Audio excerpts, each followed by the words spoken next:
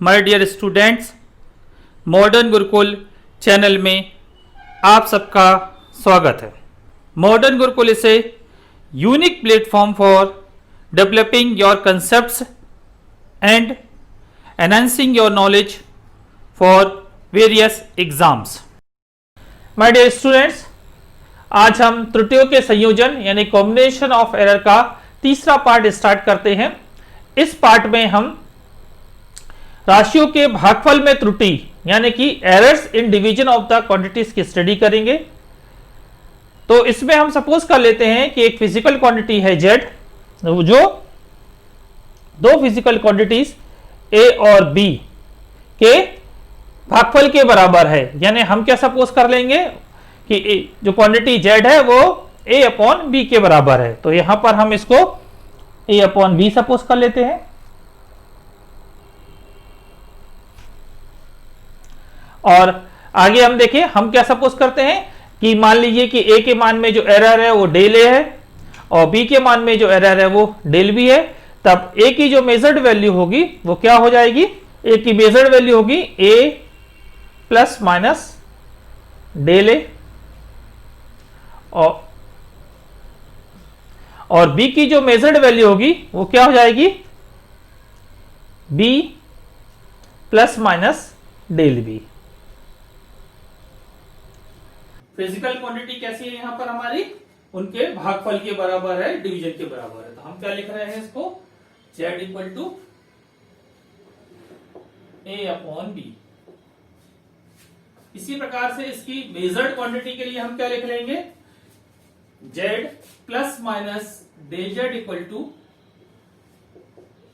क्या लिखेंगे इसको? a plus minus del a और अपॉन में b plus minus del B. हम इसको ऐसा लिख सकते हैं। अगली स्टेप में हम यहां से दोनों में से न्यूमरेटर में a प्लस माइनस डेल है, इसमें से एक कॉमन ले लेते हैं। अंदर क्या बचेगा? 1 plus minus del A upon A. और यहां क्या बचेगा? इसी प्रकार से भी b कॉमन ले लेंगे तो बचेगा 1 plus minus del B upon B. इसको ऐसा लिख सकते हैं। सेम चीजें हम उसको यहां पर भी कर सकते हैं और इस a अपॉन बी को अगली स्टेप में हम क्या करेंगे? z के इक्वल लिख लेंगे। तो लिखते हैं इसको। तो क्या मिलेगी हमको नेक्स्ट क्वांटिटी? z कॉमन ले लिया यहां पर। यहां बचा 1 plus minus del z upon z equal to इस a अपॉन बी को हमने z लिख लिया और यहां क्या बचेगा? 1 plus minus del a upon a और अपॉन में 1 plus minus del B upon B है। तो इसको हम ऊपर ले लेते हैं न्यूमरेटर में। तो इसको हम कुछ इस तरह से लिख सकते हैं 1 plus minus del B upon B whole to power minus 1। जब ये डिनोमिनेटर से न्यूमरेटर में जाएगी तो पावर माइनस 1 होगी। अब ये जेड और ये वाला जेड कैंसिल हो गया। आपको मिल जाएगा 1 plus minus del Z upon Z equal to Z cancel हो चुका है। इसको हम ऐसे लिखने देते हैं 1 plus minus del A upon A और यहां पर ये पावर माइनस 1 है तो हम इसमें बाइनोमियल थ्योरम लगा देते हैं, द्विपद प्रमेय लगा देते हैं। द्विपद प्रमेय क्या होता है कि हम 1 plus X to the power N को अप्रोक्सीमेटली 1 प्लस एन एक्स लिख सकते हैं। ये जो पावर है वो सामने आ जाती है जब x की वैल्यू 1 से बहुत छोटी हो तब। क्या बताया हमने? when x is very less than as compared to 1 then 1 plus x to the power n can be written as 1 plus nx। यहां जो भी पावर है वो बीच में आती है। तो यहां पर डेल बी अपॉन बी बहुत छोटी क्वांटिटी है 1 के कंपैरिजन में, इसलिए जो माइनस पावर है वो यहां पर बीच में आ जाएगी। यहां पर आ जाएगी तो यहां पर क्या जाएगा? यानी कि माइनस 1 का यहाँ पे इंटू होगा तो ये प्लस वाला माइनस और माइनस वाला प्लस आप लिख सकते हैं या प्लस माइनस ही लिखे रह दीजिए जैसा आप चाहें। हो गया 1, हम लिख देते हैं माइनस प्लस जिससे कि कंफ्यूजन ना हो बाद में डेल बी अपॉन बी। ये कहां से आया है? यहां साइड में इसे लिख देते हैं bye binomial theorem.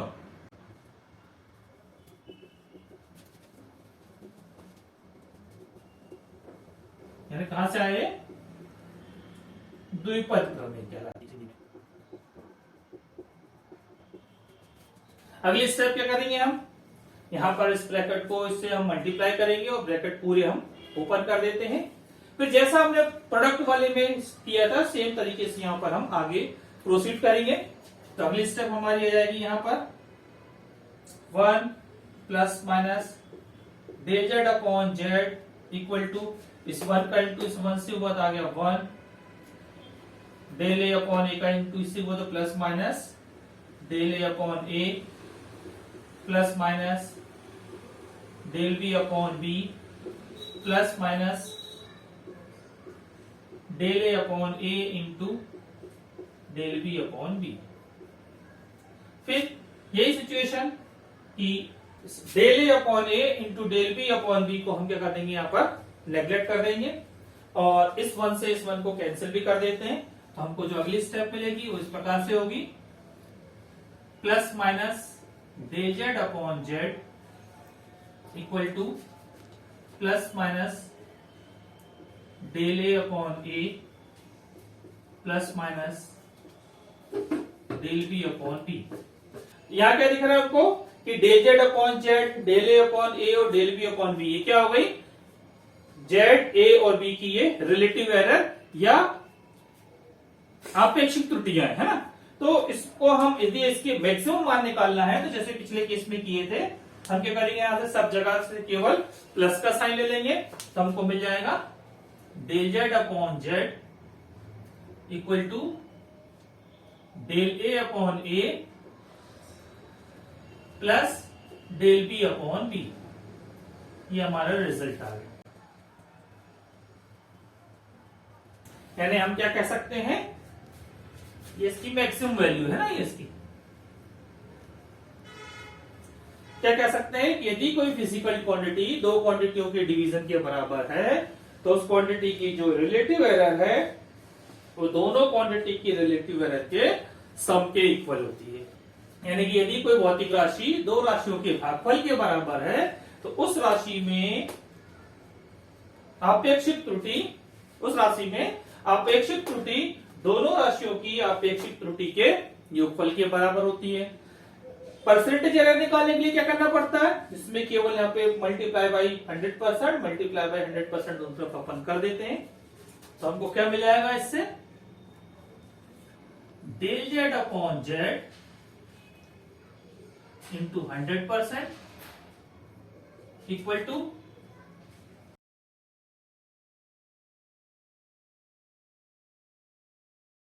Del A upon A into 100% plus del B upon B into 100%।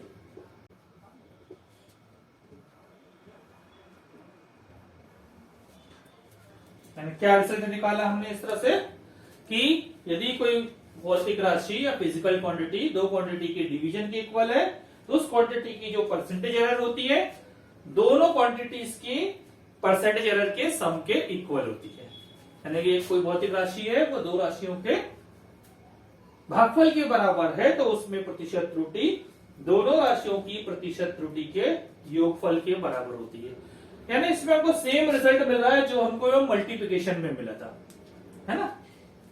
चलिए अब हम इससे रिलेटेड क्वेश्चन करके देखते हैं। क्या दिया हमको क्वेश्चन में कि वोल्टेज की वैल्यू दी है V equal to 100 plus minus 0.2 volt, इतना वोल्टेज अप्लाई किया गया है। तो जो सर्किट में करंट फ्लो हो रही है वो कितनी करंट फ्लो हो रही है, 20 प्लस माइनस 0.5 एम्पियर में से करंट फ्लो हो रही है। हमको रेजिस्टेंस फाइंड करना है और साथ ही साथ रेजिस्टेंस में परसेंटेज एरर भी निकालनी है। यानी आर हमको निकालना है एक काम, और दूसरा निकालना है हमको percentage error in R. R में हमको प्रतिशत त्रुटि निकालनी है। तो सबसे पहले आर निकालना है तो हमें किस फॉर्मेट में आंसर लिखना पड़ेगा ये हमें पता होना चाहिए। आंसर का फॉर्मेट हमारा R plus minus del R वाला होगा। तो उसके लिए हमको क्या निकालना है, आर निकालना है और डेल आर निकालना है। तो R तो हम डायरेक्ट सिंपली निकाल सकते हैं, हमको मालूम है कि ओम्स लॉ से R इक्वल टू क्या होता है, V अपॉन I। तो हम इसको डायरेक्ट सॉल्व कर लेंगे, कितना आएगा 100 upon 20 which is equal to 5 ohm. ये रेजिस्टेंस निकल गया। फिर क्या दिखाई दे रहा है, यहां जो फिजिकल क्वांटिटी है R, वो क्या है, दो क्वांटिटी V और I का डिवीजन के फॉर्म में है। तो हमको मालूम है यदि कोई क्वांटिटी डिवीजन के फॉर्म में रहती है तो डेल R के लिए फॉर्मूला क्या रहता है, del R upon R equal to क्या हो जाएगा, del V upon V plus del I upon I। तो हम इसको निकालते हैं यहां पर। तो डेल R कैसा निकलेगा, डेल R की वैल्यू कितनी आएगी हमको निकालने के लिए, कैसे निकालेंगे हम इसको, del R upon R means 5 equal to del V।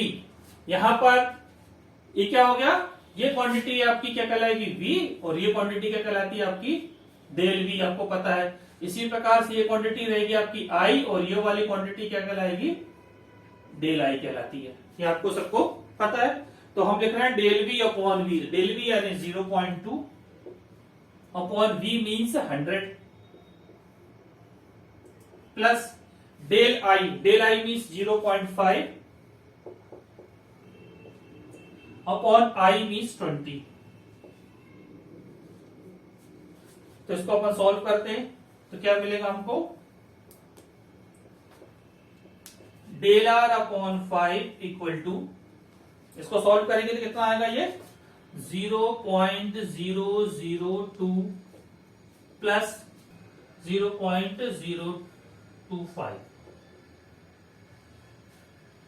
इससे डेल R कितना निकल जाएगा हमारा, डेल R इक्वल टू आएगा, दोनों का टोटल करते हैं तो कितना आएगा ये 0.027 इंटू में ये वाला 5 आके यहां जाएगा, मल्टीप्लाई करने पे आएगा 0.135। अब हम यहां आंसर देखें तो आंसर में पॉइंट के बाद में केवल एक सिंगल डिजिट ले रहा है, इसलिए इसको हम राउंड ऑफ कर देंगे। राउंड ऑफ करेंगे तो क्या हो जाएगा, ये 0. हमको पॉइंट के बाद में केवल एक सिंगल डिजिट चाहिए तो 0.1 ही लिख देंगे क्योंकि ये 3 है। ये डेल R की वैल्यू हो गई। तो हमारा जो आंसर आएगा, हमारा आंसर क्या आएगा, इस फॉर्मेट में लिखना था तो R इक्वल टू कितना हो जाएगा आपका, R हमने कितना निकाला था 5 plus minus 0.1।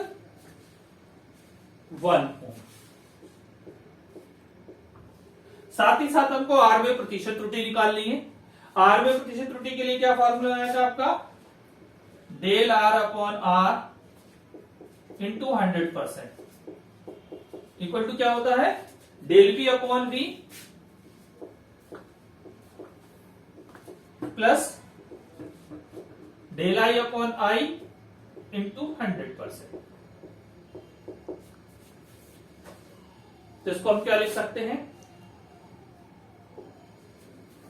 Del V upon V, del V upon V तो हमने वैसे यहां निकाल के रखा था 0.2 upon 100 plus del I upon I यानी कि 0.5 अपॉन 20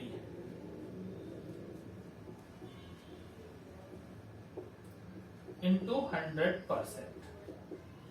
तो इसको हम क्या करें, 100 से अगर मल्टीप्लाई कर देते हैं तो ये 100 से ये 100 कैंसिल हो जाएगा, आपको आएगा केवल 0.2 प्लस, इसी प्रकार से जब हम यहां मल्टीप्लाई करेंगे कितना होगा, ये 5 से कैंसिल होगा और आपको आएगा 2.7%।